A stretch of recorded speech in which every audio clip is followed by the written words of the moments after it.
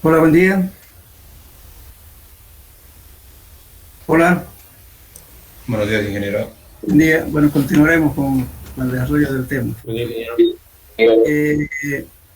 ¿Querés una consulta? Mandé yo unas preguntas, ¿no es cierto? Como práctico 1, 2 y 3 a los auxiliares. No sé si se los pasaron. Sí, ingeniero, lo pasó.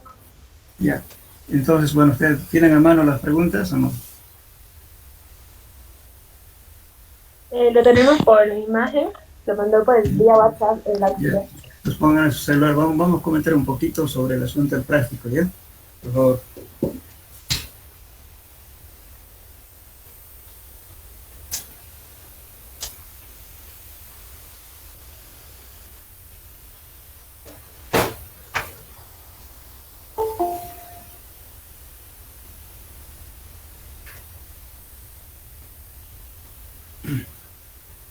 Bueno, a ver, abran su celular, seguramente lo tienen ahí.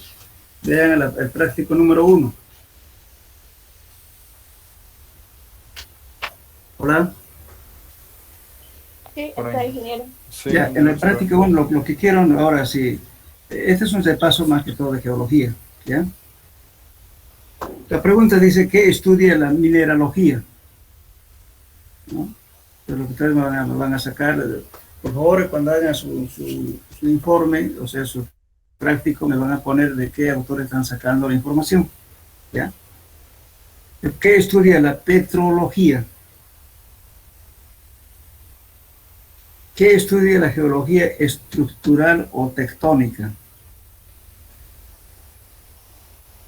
A ver, ¿alguien sabe qué estudia la geomorfología?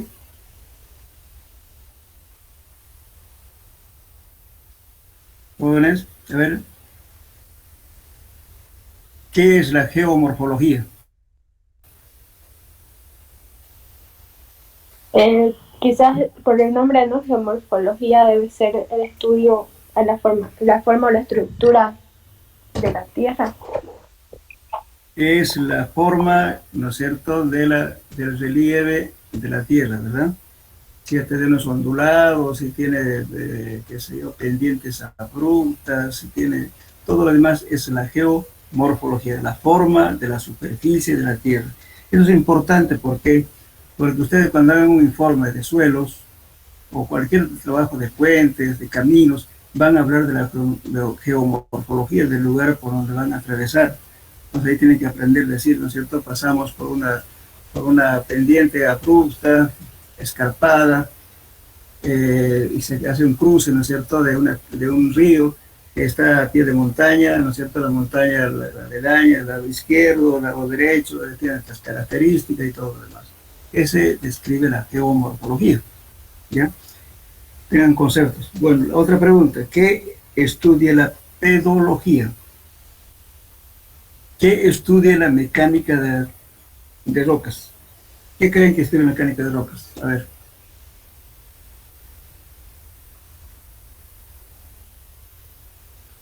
¿Alguien puede decirme qué estudia la mecánica de rocas?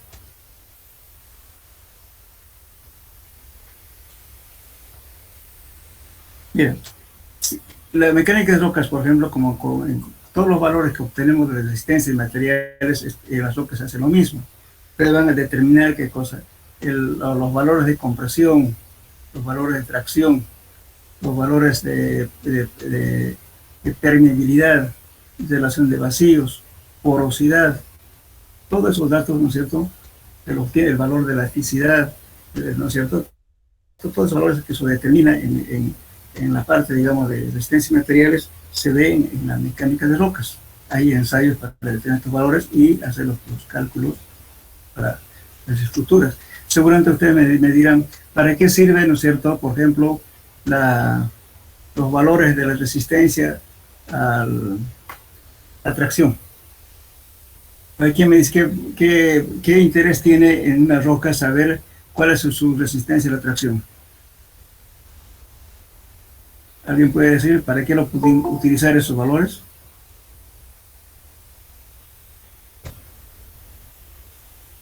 Hola, hola, hola. ¿No saben?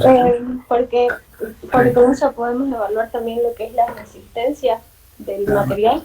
La resistencia a tracción, ¿verdad? Supongamos, si ustedes tienen que hacer un puente, ¿no es cierto?, digamos, postensado, qué sé yo. Entonces, ¿qué van a hacer ustedes? Ustedes van a hacer una perforación en roca y de ahí van a poner los cables, y los cables los van a meter, ¿no es cierto?, hacia adentro, y van a ponerle inyectarle cemento para que se ancle.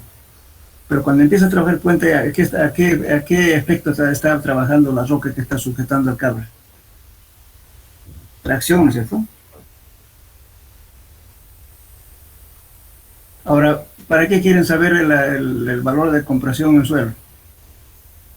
El peso de agua que cargan sobre eso, ¿no es cierto? Tenemos que saber cuánto aguanta, ¿no?, la compresión.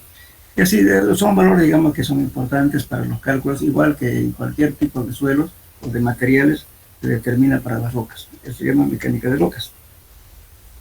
¿Qué estudia la hidrología?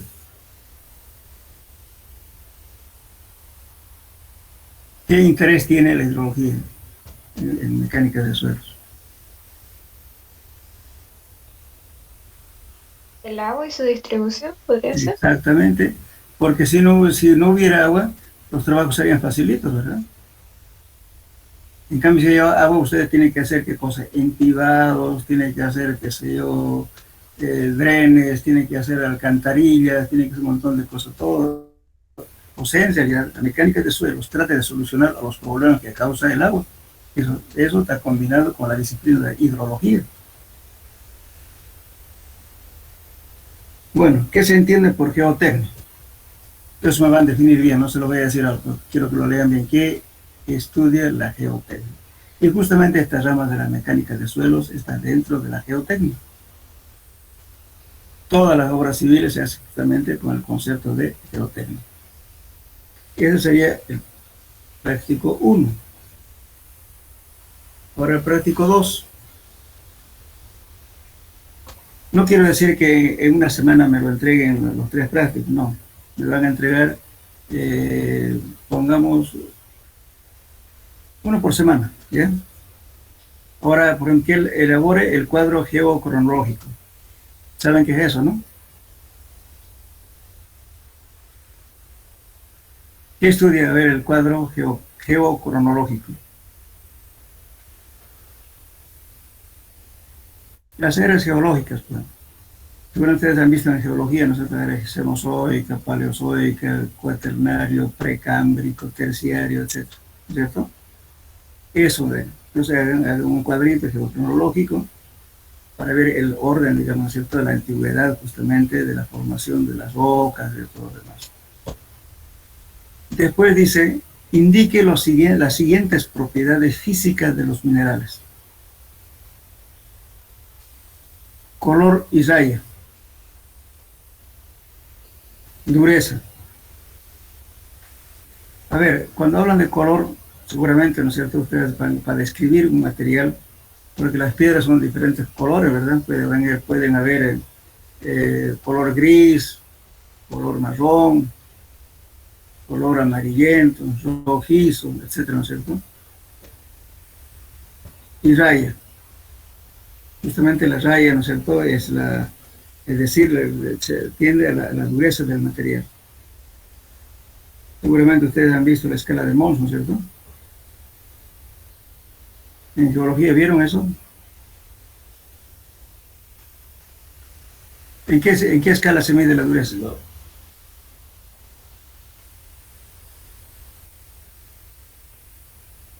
Ya, me van a leer eso, por favor. ¿Ya? ¿Qué es dureza? ¿Qué es exfoliación y fractura? ¿Qué creen que es exfoliación?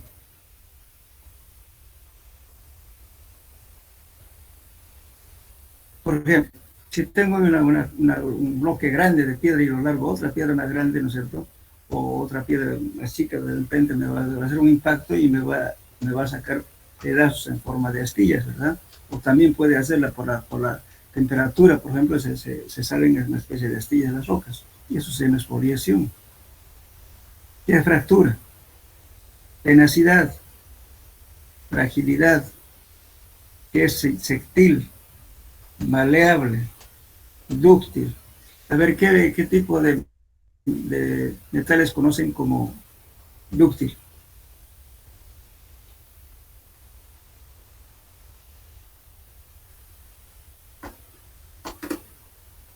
Alguien debe tener oro, ¿no? Maleable también. El oro es maleable y dúctil. Le pueden dar la forma que quieran, ¿verdad? Le pueden estirar si quieren hacer un hilo de oro, también lo hacen. Elástico, peso específico. Esto, por favor, esta parte, esa pregunta, me van a leer varios libros y me van a poner, porque es la misma cosa significa dicho de otro modo. Por ejemplo, yo digo peso específico. Peso específico es relativo o gravedad específica. ¿Ya? Ahora, hay peso unitario o densidad seca, peso volumétrico húmedo, peso volumétrico seco, peso específico de la masa del suelo, gravedad específica de la masa del suelo. Estas expresiones, ¿no es cierto?, que estamos viendo no es más que el peso sobre un volumen. Pero en mecánica de suelo, por ejemplo, si yo digo densidad seca, me estoy refiriendo, ¿no es cierto?, a que el material que estoy analizando está en estado seco. O sea, cuando digo peso específico seco o densidad seca, me estoy refiriendo al peso específico de la masa del suelo, perdón, al peso seco de la masa del suelo dividido entre un volumen aparente. El volumen aparente es el volumen del aire, el volumen del agua, más el volumen de los sólidos. Todo eso es volumen aparente. Ese concepto lo manejamos en compactación, densidad seca, o peso unitario seco también, es lo mismo. Cuando hablamos de gamma sub m, el peso específico de la masa del suelo, estamos también hablando peso específico volumétrico, húmedo. Ese concepto me van a ver de varios libros, porque hay autores que hablan de otro lado, pero es la misma ecuación. Por eso cuando uno pregunta en el examen, por ejemplo, si yo les digo, calcúleme la densidad seca, y de repente usted en un ejercicio hemos hecho calcular digamos, el peso específico seco. En realidad es lo mismo, es la misma ecuación. Y por eso me van a leer varios libros, van a escribir, y de aquí van a salir inclusive su formulario, porque ¿qué es densidad seca? ¿Qué es peso unitario seco? ¿Qué es peso volumétrico seco? ¿O qué es peso volumétrico húmedo? Toda esa parte lo van a tener muy claro. Entonces, justamente, cuando uno toma examen, no saben cuál de las formas van a calcular para calcular el peso volumétrico o el peso húmedo. Y el peso volumétrico puede ser húmedo o puede ser seco. No saben cuál van a adoptar. Ahí viene el asunto que se aplazan las materias. Luego, ¿qué es brillo? ¿Qué es transparencia? ¿Qué es translucencia? ¿Quién me puede decir qué es translucencia? Por ejemplo, hay rocas, ¿no es cierto?, que se puede ver, que le pone el pedazo de roca, se puede ver de un lado a otro lado, ¿verdad? Es transparente. ¿Qué opacidad? ¿Qué es un cuarzo? ¿Qué es un feldespato? ¿Y qué son las micas? Todo eso supongo que en suelo, como en geología ya pienso que han llevado sobre esto, no sé. Pero tienen que aprender lo básico, ¿no es cierto?, en mecánica de suelos, saber qué es un cuarzo, qué es un feldespato y qué son las micas. Eso sería el segundo práctico. Y el tercero, que es qué son las rocas ígneas e indique los tipos de rocas ígneas. ¿Alguien puede decirme qué es una roca ígnea?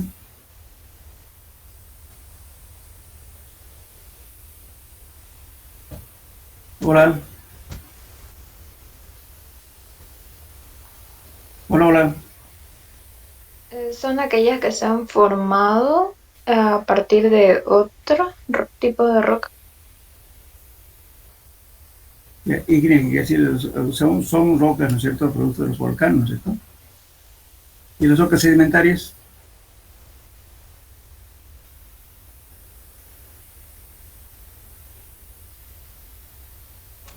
Son diferentes, fíjense, rocas ígneas, rocas sedimentarias y rocas metamórficas. Las rocas metamórficas te dicen su mismo nombre, metamorfosis. Mezcla de un tipo de suelo de roca con otro tipo de roca. Indica el proceso de sedimentación, que es la compactación. O sea, desde la compactación están hablando desde el punto de vista de mecánica de suelos, por favor, no están hablando de que agarrar un martillo o un compactador y compactar, no, sino del proceso durante el que hace la naturaleza, ¿no es cierto?, para tener los materiales más duros, más compactos. ¿Qué es la cementación? No es decir que la cementación es echarle cemento Portland, no, señor. Es el proceso, ¿no es cierto?, que sufre el suelo, digamos, ¿no es cierto?, de aumentar su resistencia, ¿no es cierto?, debido a las cargas que va soportando en función del tiempo. ¿Qué es un clasto? ¿Qué es un matrix? ¿Quién me puede decir qué es matrix?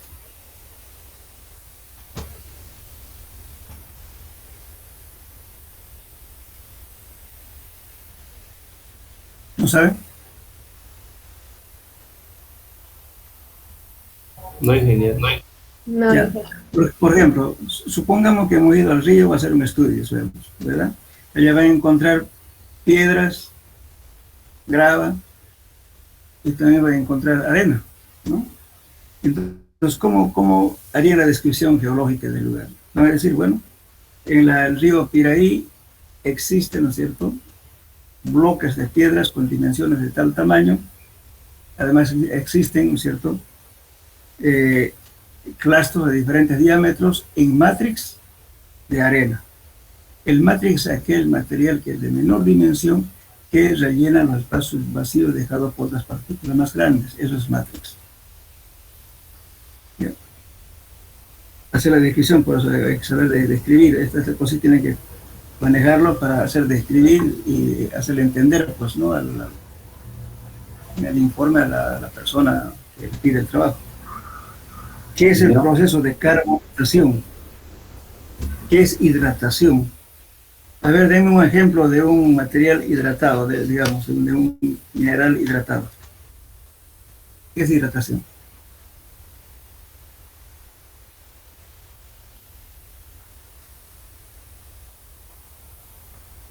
¿Alguien puede darme un ejemplo? Supongamos que ustedes tienen sal. Todo el mundo conoce la sal, ¿no es cierto? La sal en estado sólido se llama sal anhidra, que no tiene agua. Si esa sal le echan en agua, se va a volver salmuera, ¿no ven? Esa salmuera se llama sal hidratada. Entonces, cuando van a una farmacia, lo van a decir, bueno, véndame sal anhidra, le van a dar, pues, en sólido. Si le dice sal hidratada, le van a dar, pues, salmuera. Y así en varios materiales existe eso. Bueno, después el proceso de oxidación, el proceso de exfoliación, ¿y qué son los lixiviados? Lixiviados es un fenómeno que ocurre, ¿no es cierto?, en los minerales con presencia de agua. Eso es un repaso de geología. Supongo que les habló el ingeniero seguramente de eso, ¿no es cierto?, o parte de ello, ¿o no? Hagan un repasito de geología. Bueno, me olvidé de mandarle, más tarde se lo voy a mandar la bibliografía y el contenido de la materia, ¿eh? Me olvidé. Se lo voy a mandar ahora, en la noche. Justamente dentro de la bibliografía, hay un libro que es de un cruceño. Me gustaría que se compren ahí en las librerías.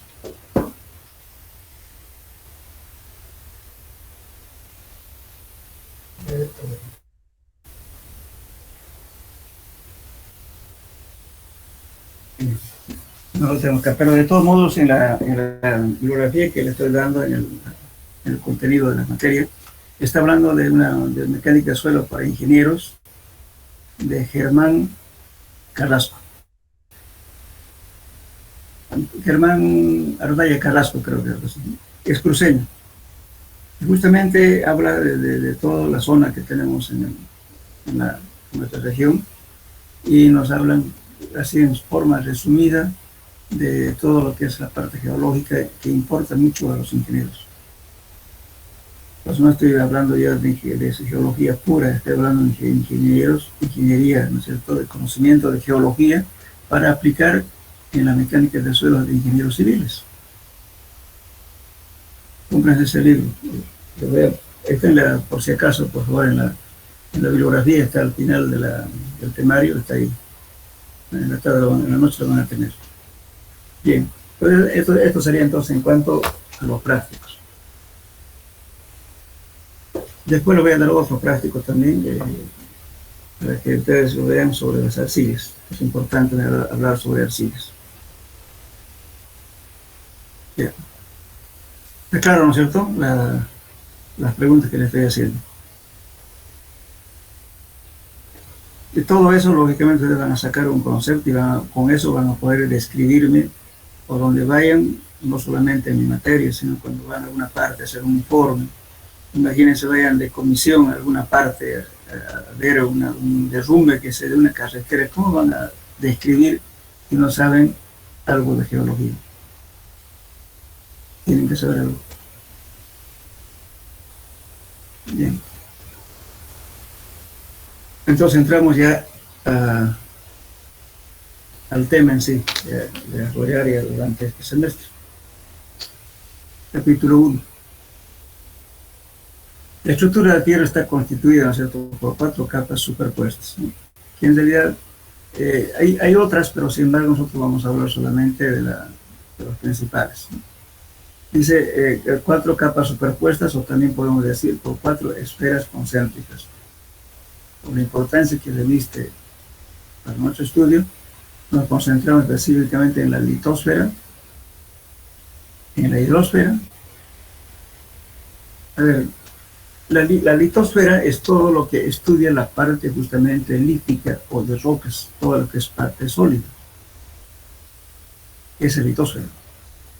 Ahora, la hidrosfera se refiere justamente a todo lo que es agua de océanos, ríos, arroyos, aguas subterráneas, etc. Entonces tenemos litosfera, hidrosfera. Y tenemos otro que es endosfera. La endosfera, que es el magma, la parte caliente de la corteza terrestre. Pero no de la corteza, sino de la parte interna del globo terráqueo. Bueno, entonces aquí podemos ver la atmósfera. Aquí estamos viendo, ¿no es cierto?, un esquema. Estamos hablando hay otras capas, ¿no es cierto?, que son gases, como es la troposfera, estratosfera, mesósfera, termósfera, exósfera, etc., ¿no? O sea, tenemos de 0 a 10 kilómetros, 50 kilómetros, 80 kilómetros y 100 kilómetros y más. Entonces, esas son las capas de la atmósfera. Ahora, aquí podemos ver lo que estamos hablando. La corteza terrestre, o manto, el núcleo exterior y el núcleo interior, que es el magma. Todo esto es roca. Entonces, la hidrosfera se compone principalmente de océanos, pero en sentido estricto comprende toda la superficie acuática del mundo, como son mares, lagos, ríos y aguas subterráneas. Todo es hidrosfera. Ahora, la litosfera, como decía, es la costra terrestre, en realidad todo lo que considera la parte sólida, que son rocas.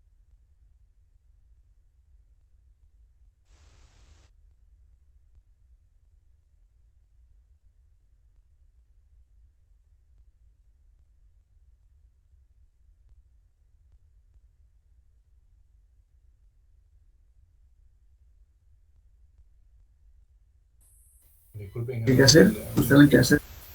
Los libros a veces son simplemente referenciales. Hola, hola. ¿No me están escuchando? Se cortó. Hola. Se cortó un buen ratito, Inge, y estaba hace un rato así que se cortaba poco a poco. Bien. ¿Desde dónde se cortó? ¿Lo voy a repetir desde aquí? Del inciso B. Del inciso Sí, B. por favor. Aquí, ya. Cuando hablamos decía, ¿cierto? Supongamos que estamos haciendo una calle, pavimentando una calle que sea de 200 metros. Cuando hicimos sondeos, nos va a dar, por ejemplo, digamos, suelo arena limosa, digamos, ¿no? Que es una 240, de acuerdo a la clasificación, pero después van a aprender eso. Digo arena limosa, pero dice el valor del CBR para calcular el espesor del pavimento, tengo que calcular la real para dar la altura adecuada. En los libros yo puedo decir arena limosa tiene un parámetro de CBR, por así decirle, de 10 a 30, pero ¿cuál voy a tomar? Pues 10, 15 o 30, ¿cuál voy a tomar? Porque ese rango es variable. Es que suelos varían en ese tipo, ¿no es cierto? Está dentro de la misma clasificación, pero sin embargo algunos valores varían.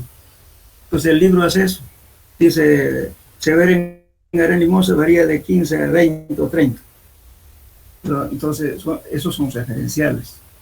Entonces la mejor forma, y la real, es que tenemos que hacer trabajos de laboratorio de los suelos reales con el cual vamos a trabajar. Eso es la teoría. Entonces, en vez de tomar 10, de repente nuestro suelo real nos va a dar 15, entonces trabajaremos con 15. Entonces, dice después, aplicación del conocimiento teórico y empírico a los problemas prácticos. Ahora, el conocimiento teórico solamente los ingenieros, ¿no es cierto?, decimos que la curva de compactación es esto, así, en fin, sabemos la parte teórica. Pero muchas veces dice, bueno, cuando estamos compactando por un suelo, decimos, bueno, vamos a compactar, qué sé yo, con 5 pasadas de máquina, vamos a llegar a las densidades máximas. Bueno, eso decimos. Pero por ahí de repente tenemos un técnico que trabajó hace muchos años con suelos, nos va a decir, no señor, usted no es suficiente de pasar esta pasada de máquina, vamos a pasar más. Entonces, ¿qué hacemos? Estamos justamente aplicando una parte del empirismo. Justamente la mecánica de suelo es eso. Es parte empírica y parte teórica. Por eso siempre cuando uno trabaja construyendo carreteras o construyendo algo de fundaciones, tiene que haber una persona que conozca suelos. No siempre un ingeniero, puede ser un técnico. Entonces ahí estamos aplicando los conocimientos empíricos a la gente. Bien, eso es lo que dice Terzaghi en su definición de mecánica de suelos. Bueno, ahora vamos a hablar de suelos y su origen. Vamos a ver 3 puntos de vista del geólogo, agrónomo y un ingeniero civil. Dice, a través de un proceso de desintegración mecánico y descomposición química de las rocas dieron origen a un suelo. El suelo se puede definir desde 3 puntos de vista. El geólogo, que es Ciosi, define el suelo como material resultante de la descomposición y desintegración de la roca por ataque de agentes atmosféricos. ¿Y qué son los atmosféricos? Son la lluvia, temperatura, etc., ¿no? Eso es para el geólogo, pero no está hablando de la parte orgánica. También la parte orgánica, ¿no es cierto?, es importante, porque cuando hablamos de, por ejemplo, de suelo orgánico, hay que tener miedo, porque saben que lo orgánico con el tiempo se va a ir descomponiendo más y por tanto va a cambiar de volumen. Entonces, cuando hay un cambio de volumen, causa problemas de asentamientos. Ahora, la definición del agrónomo, según Sobotario, dice, define el suelo como una delgada parte superior del manto de rocas en que penetran las raíces de las plantas y donde toman agua y las demás sustancias necesarias para su existencia. Pues el agrónomo, para él, solamente suelo es eso, alimento para las plantas. Y el ingeniero civil, que es una definición de Rico y Castillo, que son dos personas, definen de la siguiente manera. Define el suelo como un conjunto de partículas minerales producto de la desintegración mecánica o de la descomposición química de las rocas preexistentes. Bueno, en forma general, ¿qué podemos decir? Es todo material suelto, disgregado, que existe sobre la corteza terrestre. Eso es suelo. Bien.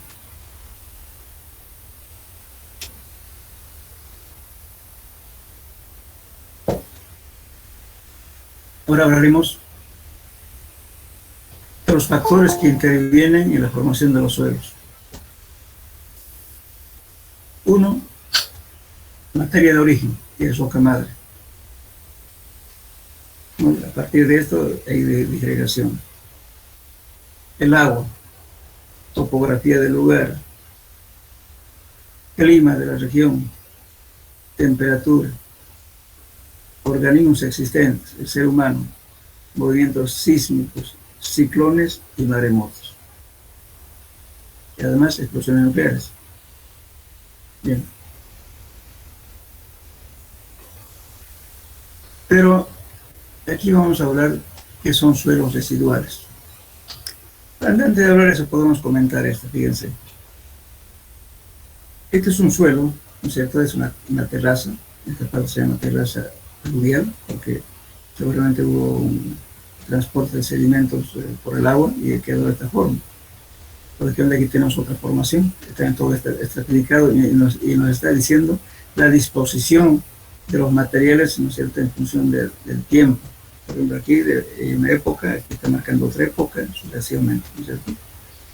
Estas pendientes que son así muy pronunciadas se dice pendientes abruptas o escarpadas. O escarpa. Escarpa es cuando es difícil de subir fácilmente. Una escarpa. Bien. Entonces, dice, los productos de ataque de los agentes de intemperismo pueden quedar en el lugar. Se pueden quedar en el lugar directamente en la roca de la cual se derivan, dando lugar a suelos llamados residuales. Entonces, un suelo residual es aquel sedimento que ha quedado en el mismo sitio de su descomposición. Eso se llaman suelos residuales.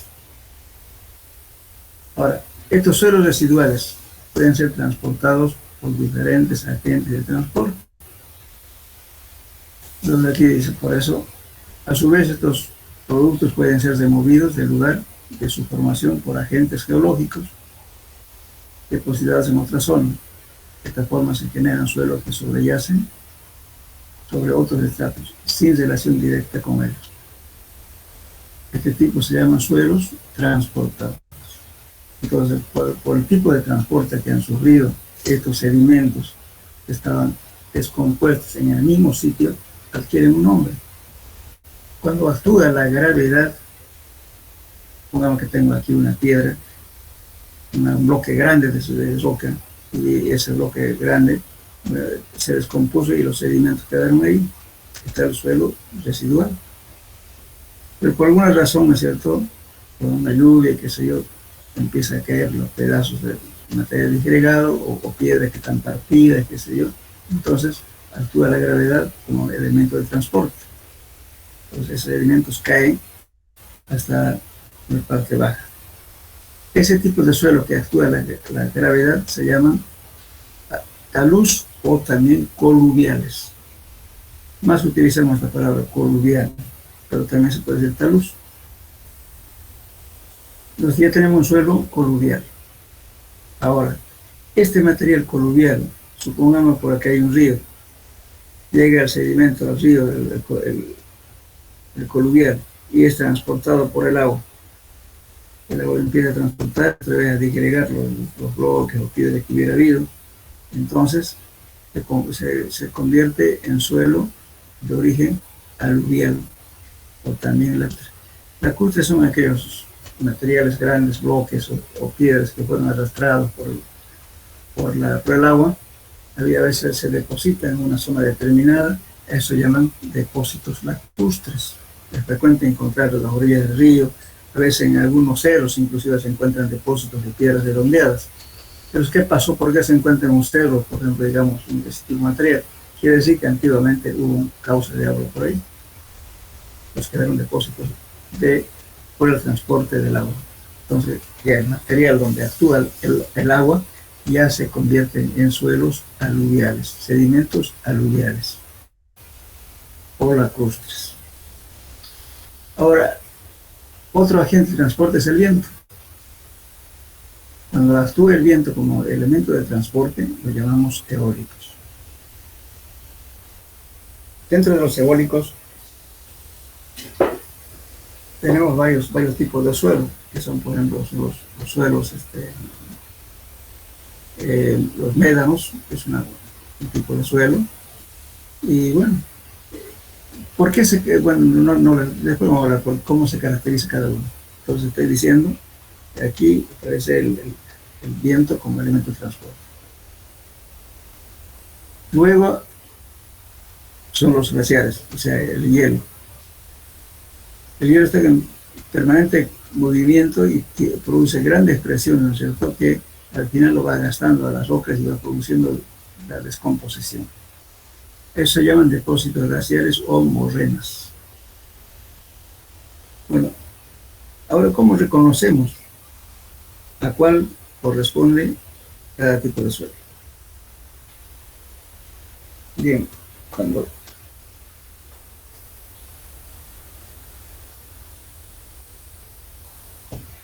supongamos que hay una ladera y al pie de la montaña o al pie de la ladera vamos a encontrar material. Lo primero que nos fijamos es cómo está la partícula, si está redondeada o tiene ángulos, o sea, puntas. Si tiene angulosidad, quiere decir que el agente de transporte fue la gravedad. Entonces eso es un suelo coluvial. También el mismo, digamos, lugar pueden haber piedras redondeadas. Entonces, en ese caso, el elemento de transporte fue el agua, porque el agua, ¿no es cierto?, con transporte va a producir un desgaste y cada vez se van haciendo los materiales cada vez más redondos y más pequeños. Entonces ahí habrá un sedimento aluvial. Y están juntos los dos, se dice coluvio aluvial. Pueden estar los dos juntos. Ahora, ¿cuándo reconocemos cómo es un suelo eólico? Vamos a conocer el suelo eólico cuando tienen el suelo del lugar de diferente color de la zona. ¿Por qué? Porque han sido transportados a largas distancias por el viento. Y los glaciares se producen arcillas o materiales finos y también aparecen algunas veces algunas piedras o bloques de piedras totalmente lustrosas y redondeadas. Y esas son justamente, que ha sido alguna vez un glaciar, conocido también como morrenas.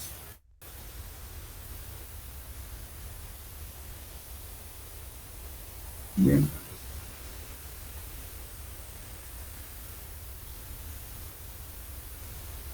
Aquí vamos a ver un esquema transversal fíjense, esta es una ladera, aquí está el suelo residual que se ha descompuesto, ¿no es cierto?, por una razón, ya sea con el viento, con cualquier otro tipo de fenómeno, quedó aquí, eso es el suelo residual. Bueno, entonces aquí tenemos justamente una pendiente donde el material al caer por acá se está conformando en talus o suelos coluviales. Entonces este suelo coluvial, ¿no es cierto?, en el punto 3, se llama ladera cóncava, que están viendo aquí, viene acá, ¿no? Y esta es ladera rectilínea. Y acá, lógicamente, en este material coluvial puede caer acá, este es causa del agua. Entonces aquí va a traer el elemento de transporte, es el agua. Entonces convertirá en suelo aluvial. A las planicies que deja esto se llama planicie aluvial. Aquí tenemos una planicie aluvial. Entonces, lógicamente, esta descomposición que hubo, fíjense aquí donde ve con 5, es la roca madre. Este material fue degradándose poco a poco y aquí aparecen sedimentos. Entonces, todo el sedimento fue transportado. Entonces, a ese suelo sedimento se llama suelo residual o también se llama suelo sedimentario. Podemos decir suelo sedimentario aluvial o suelo sedimentario coluvial. Porque lo que ha dejado la descomposición, ¿no? Por diferentes agentes, es que ha cambiado el nombre por los agentes de transporte. Entonces, de ese modo identificamos si el suelo ha sido, si el suelo ha sido transportado por el agua, por el viento o por la gravedad.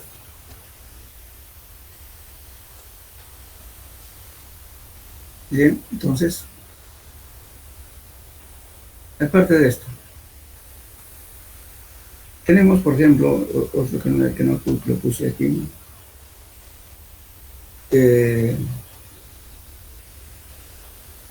por ejemplo, cuando estamos hablando de las margas son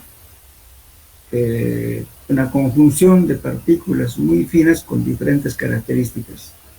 Inclusive están mezclados con la parte orgánica. Supongamos que tuviéramos un espejo de agua, ¿no? Una depresión topográfica, como comúnmente llamamos un curiche, agua. Lógicamente, si el elemento de transporte es el viento, entonces ¿qué va a pasar? El viento transporta a grandes distancias esa partícula y se va a sentar sobre el espejo de agua y va a flotar. No se va a precipitar porque es muy chiquitito. Entonces, de repente viene otra hoja de una planta, también va a flotar ahí, van a estar muchos días flotando, no se va a precipitar. Entonces se descompone el material y va a ir precipitándose poco a poco. Igualmente, los suelos inorgánicos que han llegado acá y que están flotando, ¿no? Entonces se van a empezar a unir entre ellos. Hay una atracción molecular eléctrica que se atraen entre ellos. Todos los suelos finos tienen ese fenómeno. Entonces se van juntando y se forman flóculos. El flóculo ya es una partícula más grande, un conjunto de muchas partículas finas. Pues como ya tienen un peso, entonces sí se precipitan hacia el interior del agua. Y por tanto van a formar ahí suelos, ¿no es cierto?, de diferentes características, como ver también en la materia, y muchas veces se juntan con la parte orgánica. Entonces de ahí salen justamente los suelos que se conocen como margas. Las margas se caracterizan, ¿no es cierto?, de tener suelos orgánicos con suelos inorgánicos. Las coloraciones son bien caprichosas. A veces va a haber un color medio verde, medio azulado, en fin, son colores raros. A veces en una barranca ustedes pueden ver ese tipo de formación. Esas son margas. De cómo se han formado eso, justamente debido, ¿no es cierto?, al transporte del viento, de las partículas finas y también la parte orgánica que con el conjunto se han descompuesto y han formado ese tipo de suelo. Las margas se pueden utilizar como abono inclusive para las plantas porque tienen de origen orgánico. Mucha gente lo utiliza como abono de la jardinería. Bien.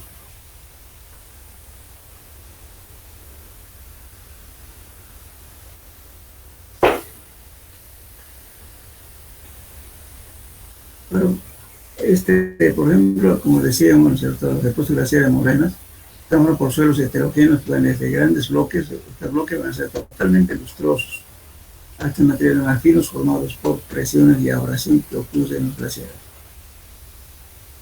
Son depósitos aluviales o lacustres. Los depósitos están formados por sedimentos que han sido transportados por el agua, pudiendo estos depósitos contener materiales cuyo lugar de origen es muy distante. Es decir, ni siquiera existe el río, pero sin embargo, en el Chaco, por ejemplo, es frecuente encontrar en la cordillera de Agorahue, van a encontrar casi a diferentes alturas, encuentran piedras totalmente redondeadas. Quiere decir que hubo un cauce de río. Bien. Después, estos materiales que hacen por presentar y falta de angulosidad, ¿no es cierto? Los recursos, como le digo, debido al desgaste por el transporte, como en el caso de las piedras borones, grava, limo, arena, etc. Los vientos pueden arrastrar partículas como la arena, limo o arcilla. Entonces, este tipo de, digamos, de conformación que está transportado por el viento, lo vamos a llamar loes y médanos. Los loes son depósitos eólicos construidos por una mezcla uniforme de arenas finas, cuarzosas, algo feldespáticas, y muy estructuradas en forma abierta y algo cohesiva. Los médanos son aglomeraciones de arena suelta, que fue arrastrada por el viento a poca altura y que se vio detenida por un obstáculo natural del terreno, formando generalmente por arenas cuarzosas y algo de níquel. Bueno, ahora, los suelos coluviales son depósitos de suelos que deben su formación a la acción de transporte de la gravedad. Tenemos los suelos orgánicos, se forman casi siempre in situ. Por ejemplo, un árbol cuando cae, a veces se descompone y forma un suelo en su descomposición.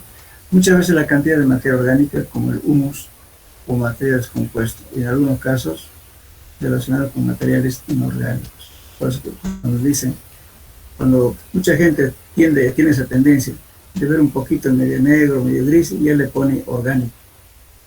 A veces no siempre es orgánico. Entonces hay que detectar bien eso, porque cuando hay material orgánico hay que hacer un ensayo para detener. Generalmente el ensayo para detener la parte orgánica es uno, digamos, por efervescencia, cuando se utiliza unas gotas de ácido nítrico, vertiéndola sobre el suelo. Si hay efervescencia, quiere decir que tiene materia orgánica. Si hay caliza también, hay efervescencia. Ahora, también otro modo de hacer ensayo es lo siguiente: se pone una muestra determinada, un peso, ¿no es cierto? Lógicamente el peso tiene que ser una balanza bastante sensible, y luego se lo somete a temperatura aproximadamente unos 370 grados. Entonces todo lo que es la materia orgánica se va a perder por ignición, se quema, y queda solamente la parte sólida. Entonces, por diferencia de pesos, vamos a determinar cuánto por ciento tiene de materia orgánica. Bien.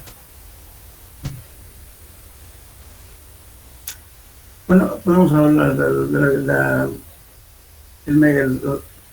la parte, digamos, ¿no es cierto?, de la desintegración mecánica. Podemos hablar de la siguiente forma.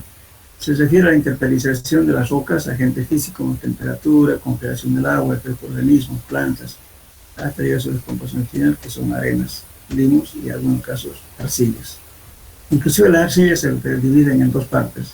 Arcilla propia, o sea, la arcilla coloidal es la parte final de la arcilla cuando se descompone.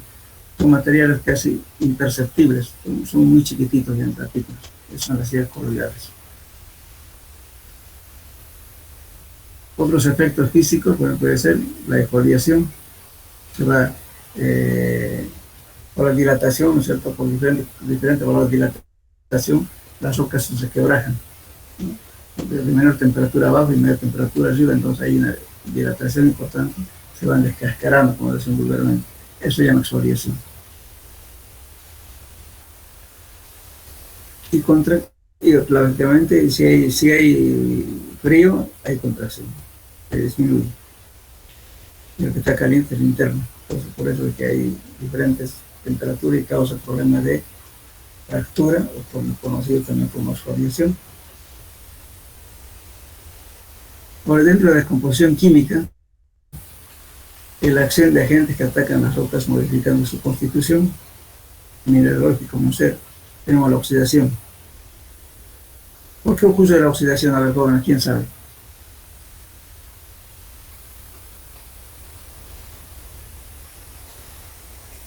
Ahora, ¿cómo ocurre la oxidación?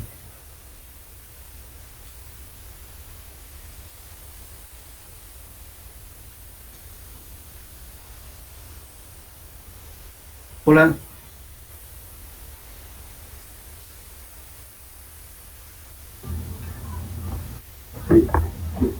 ¿cómo ocurre la oxidación? A ver, ¿alguien tiene idea?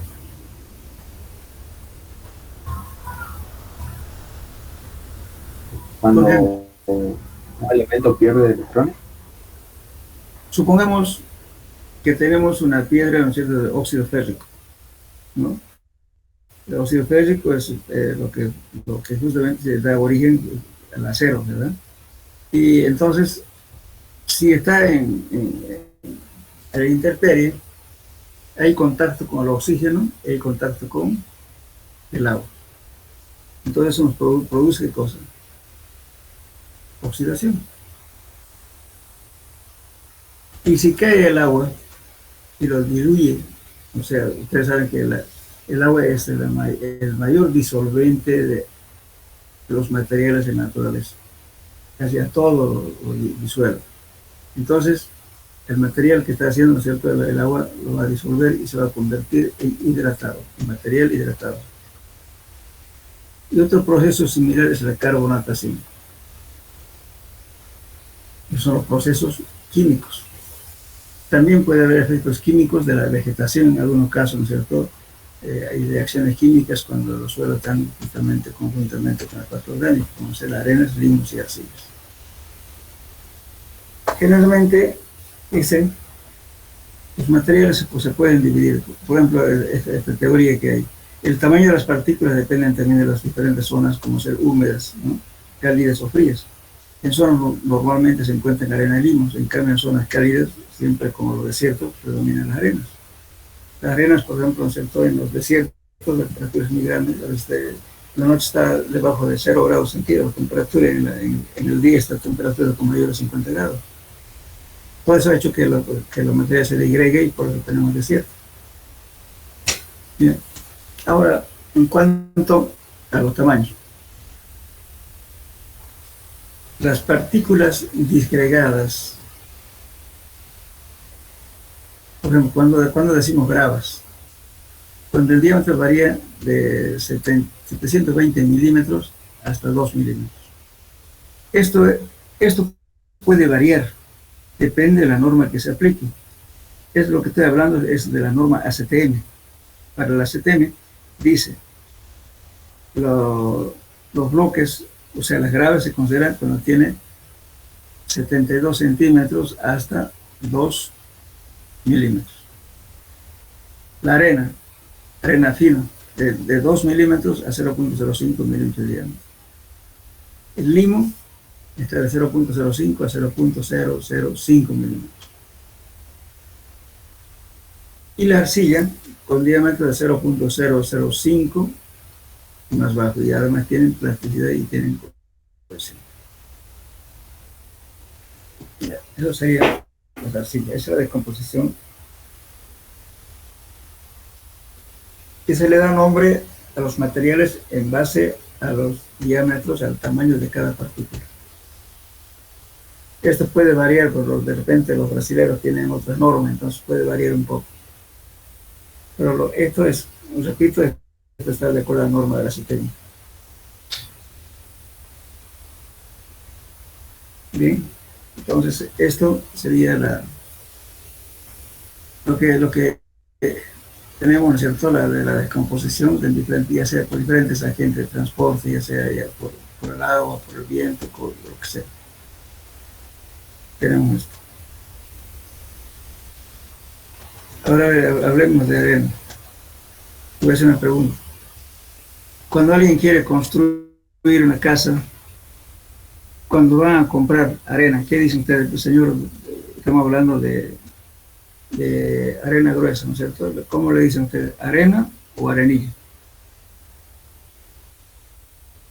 Arenilla. Arenilla. Arenilla. Así es. O sea, estamos haciendo al revés, ¿no? Arena gruesa la estamos llevando arenilla. Y la arena es la arena de revoque. Y varias veces me pasó a mí eso. Iba a andar a comprar arena de tipo de arena, llevo con arena de roque para hacer hormigón. O sea, es, digamos, una costumbre, ¿no? que tenemos en el medio. ¿Alguna pregunta hasta acá, jóvenes?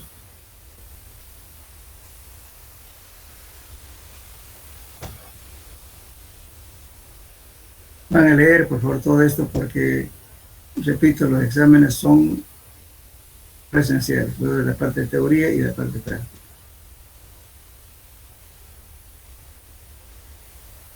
¿Continuamos o ya tienen hambre?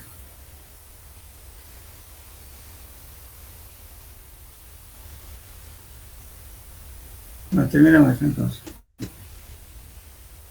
Minerales constitutivos de la arcilla. Están conformados por diferentes tipos de minerales, principalmente silicatos, que se encuentran en las rocas ígneas y metamórficas. Por descomposición química llegan a un punto final, que es la arcilla. Los grupos de minerales más abundantes en la naturaleza son los siguientes.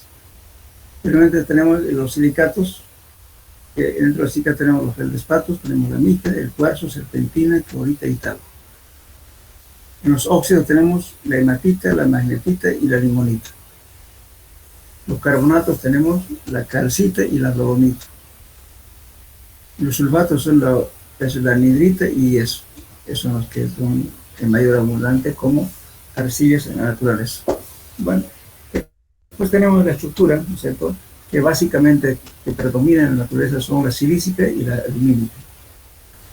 Por ejemplo, la estructura alumínica tenemos un átomo de aluminio rodeado por 6 átomos de oxígeno. Nuevamente aquí tenemos la estructura silícica, un átomo de silicio por 4 átomos de silicio. Esas son las estructuras más abundantes. Ahora, este comportamiento, ¿no es cierto?, de las arcillas va a depender mucho de su composición química y del tamaño de la partícula. Entonces, la actividad de los suelos, por ejemplo, vamos a hablar así, fíjense, la superficie de la partícula sólida de la arcilla produce una carga eléctrica negativa. Y el agua tiene, o sea, para que nos entendamos, pues una pregunta, a ver si tienen. ¿Por qué una arena no se puede dar forma geométrica a la arena?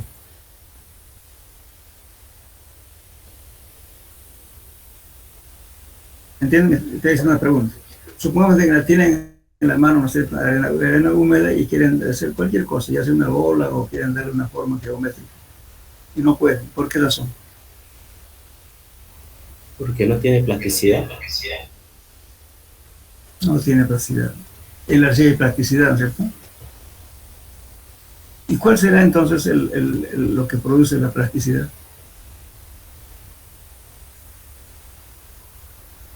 Aquí está diciendo, fíjense, la superficie de la partícula sólida de la arcilla posee una carga eléctrica negativa. Entonces, en realidad, la arcilla la partícula de arcilla tiene carga positiva y negativa, es un dipolo. Y también el agua también es un dipolo, carga negativa y positiva. Pero el resultado es que la disposición que adoptan los dos elementos, ¿cierto?, la arcilla con la placa de arcilla con la partícula de agua, se ponen de dipolos opuestos. Entonces, como tienen polos opuestos, entonces entre la partícula sólida lo atrae la partícula de agua. Polos opuestos se atraen, ¿verdad? Y del mismo signo que hacen, se repelen, ¿no es cierto? Ley de Coulomb. Aquí ocurre eso. Entonces, como la arcilla tiene, entonces se pegan, ¿no es cierto?, por las cargas eléctricas que tiene. En cambio, la arena o los suelos granulares no tienen esa propiedad de tener cargas eléctricas. Y por tanto, si ustedes tienen agua, se moja el agua, pero después inmediatamente escurren. Pero en cambio, la arcilla lo retiene al agua, le pega. Entonces, el pegamento entre la atracción de las partículas de arcilla, el agua está haciendo como un elemento, ¿no es cierto?, aglutinante que le está uniendo las partículas. Eso le da la plasticidad al suelo. Debido a las cargas eléctricas y la disposición que adoptan estas. Entonces, cuando queremos que la arcilla sea menos plástica, ¿qué tenemos que hacer? Cambiar de polaridad. O sea, ahí hay un intercambio catiónico, ¿cierto? Los cationes son cargas positivas y los aniones cargas negativas. Entonces, lo que hacemos es echar un compuesto químico y hacemos que cambie de polaridad la arcilla. Entonces, ya ahí en ese punto ya está el del mismo polo con el agua y por tanto se repele, ya no se atrae. Entonces, ahí aumenta su permeabilidad, aumenta su valor de severo y muchas propiedades físicas que necesitamos para usar como material de construcción.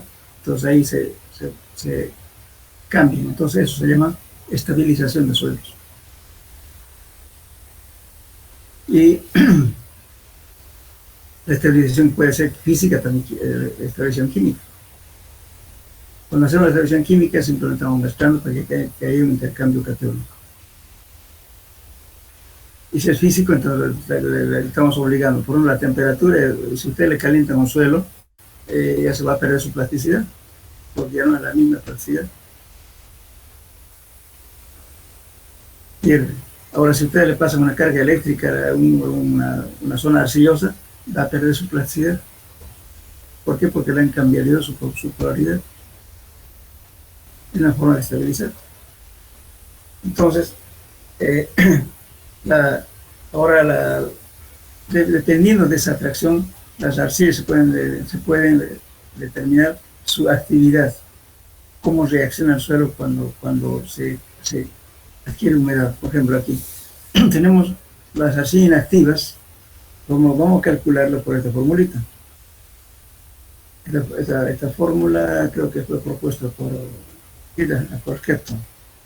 Índice plástico dividido entre el porcentaje de las partículas menor a 0.02 milímetros. Entonces, aquí, este índice plástico lo vamos a determinar en el laboratorio.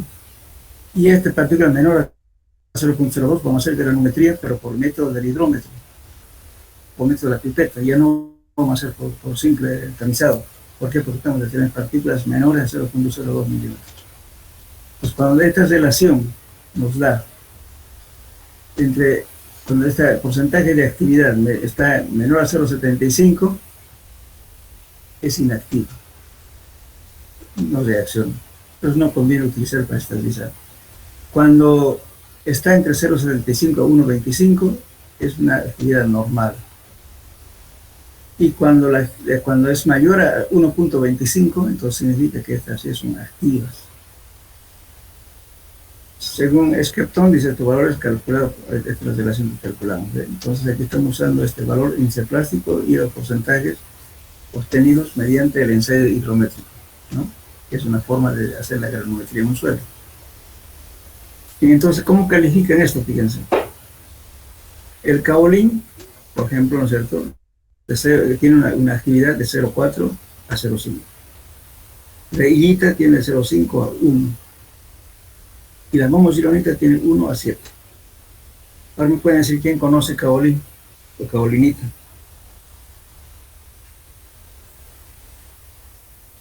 ¿Conocen? Hola. ¿Conocen la caolinita?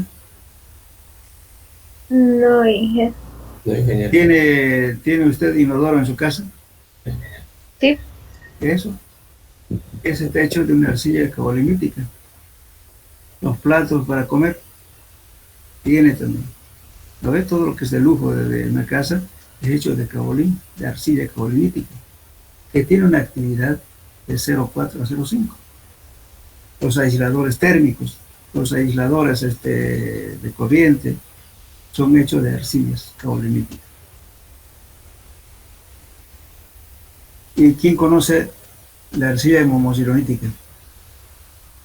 Que tiene un índice, fíjense, de actividad de 1 a 7. ¿Alguien conoce? Su nombre industrial es bentonita, pero es una arcilla momogironítica. Lógicamente que las bentonitas también hay sódicas y otras que no son sódicas. Para determinar, ¿no es cierto?, ¿cómo se llama? Para descargar la electricidad al suelo hay que usar justamente este tratamiento catódico, hay que utilizar la momoyeronita, la arcilla momoyeronítica, terosóbica. ¿Alguien conoce el bentonita o no?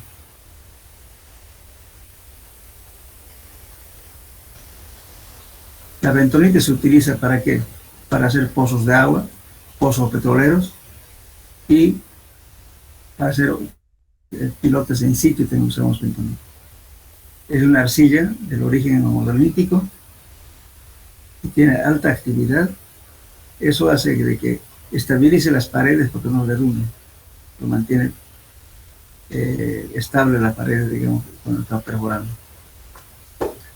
Esa es la bentonita, dentro homodonítico. Y además, seguramente las mujeres que se pintan con talco, ¿no? Creen que es talco. ¿Y talco de qué está hecho?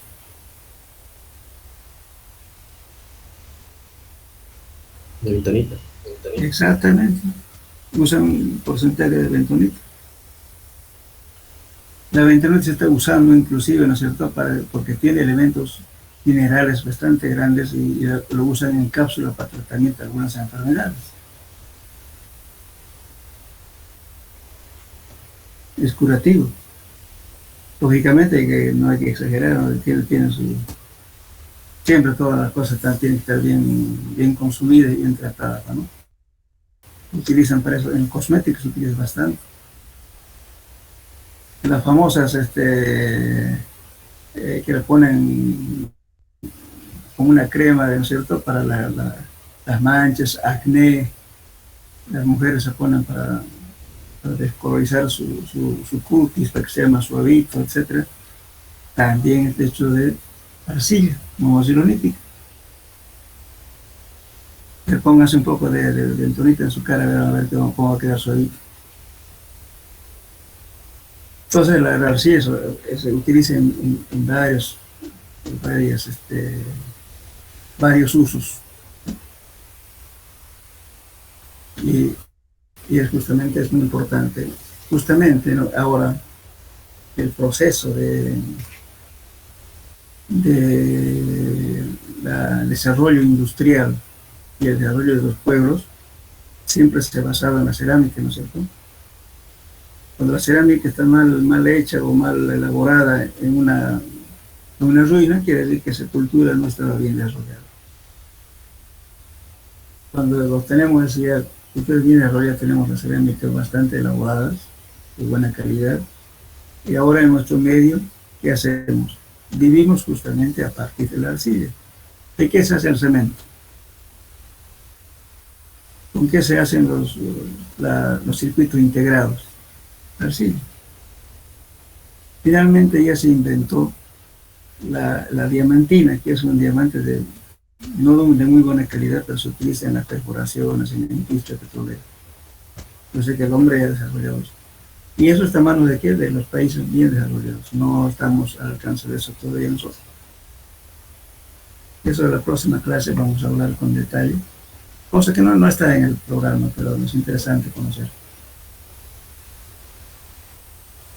Bueno, aquí dejaremos. En la próxima clase vamos a hablar de esto, vamos a terminar esta partecita en la próxima clase y vamos a hablar justamente de la utilización de las arcillas, para qué utilizamos como ingenieros civiles, y no solamente civiles, también utilizan en la medicina. Entonces es bueno saber, ¿no? Todo el mundo, nosotros los ingenieros creemos que la arcilla es mala, no es mala, depende para qué uso que lo pongamos. La arcilla, fíjense, del cemento está a partir de la arcilla. Ahora los tubos, ladrillos, pisos de revestimiento para cocina, los azulejos, todo es de arcilla. En la próxima clase vamos a hablar de eso. Bueno, dejemos aquí, ¿ya?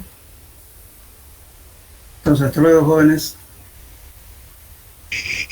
Hasta luego, Inge, gracias. Hasta luego, Inge. Hasta luego. Hasta luego. Vayan haciendo su práctica, por favor, ¿ya?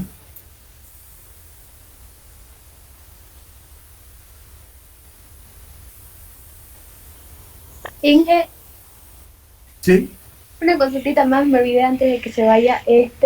Los trabajos prácticos, los tres, ¿son opcionales hacer a mano o en computadora o la presentación en algún formato?